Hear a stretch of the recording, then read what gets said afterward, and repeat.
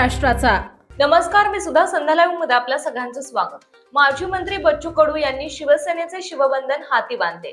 शिवसेनेत प्रवेश करताच त्यांनी आता पुढच्या वाटचालीवर भाष्य केलं आहे। शिवसेनेत दाखल झाल्यानंतर त्यांनी पहिली प्रतिक्रिया दिली, पाहूयात। सर्वांना जय महाराष्ट्र।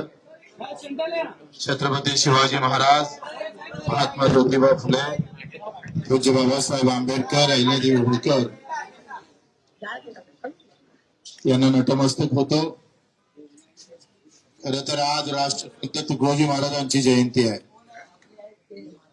त्या जयंतीच्या सर्वांना शुभेच्छा देतो। राष्ट्रसंतांनी आपली रामगीता लिहिताना ते शेतकऱ्यांना अर्पित केली होती। त्यांच्या पहिल्या पेजवर शेतकऱ्याचा हल हे सगळं चित्र रेखांकित केलं होतं। तर त्या योगायोग फार चांगला आहे। ज्या वंचित घटकांसाठी रामगीता लिहिली त्यांच्या जयंतीच्या दिवशी आज आम्ही धनुष्यबाण शिंदे साहेबांच्या नेतृत्वात शेतकरी आणि दिव्यांगांसाठी मजबूतीने उचलल्याशिवाय राहणार।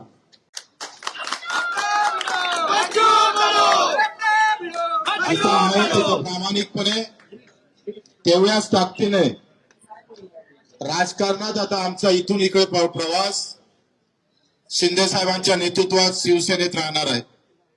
सुरुवात शिवसेनेची झाली आणि आता शेवटचा जो आम्ही पाहतोय 15-20 वर्ष जे काही राजकारण असेल ते सुद्धा शिंदे साहेबांच्या नेतृत्वात शिवसेनेतच राहील अशी ग्वाही देतो।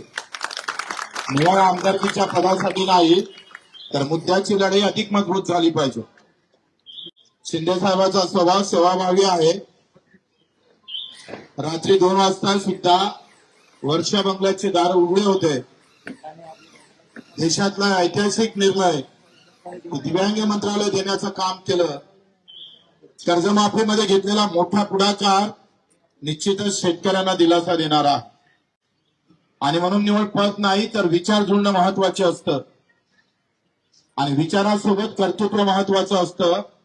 त्या दोनही गोष्टी आम्ही शिंदे साहेबांमध्ये पाहतो आणि म्हणून आपण पाहतो का ही लढाई फक्त पदापुरती मर्यादित राहणार नाही तर आम्ही जे मुद्दे दिले, दिव्यांगाचं बळकटीकरण असेल, मंत्रालयाचं पेरणी ते कापणीपर्यंत सगळे कामं असेल, शेतकऱ्यांची मजुरांची असेल, हमी भावाची लढाई असेल, आमच्या विधवा भगिनीची लढाई असेल, कामगारांची लढाई असेल, युवकांच्यासाठी एक वेगळं धोरण, या सगळ्या बाबतीत ही चर्चा झाली आणि मुद्द्यावर चर्चा करून आपण हा निर्णय घेतलेला आहे।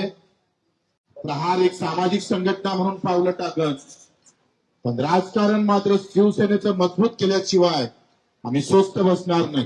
ताज्या आणि महत्त्वपूर्ण बातम्या पाहण्यासाठी आजच आमच्या संध्या लाईव्ह न्यूज चॅनलला YouTube वर सबस्क्राईब करा आणि बेल आयकॉन प्रेस करा।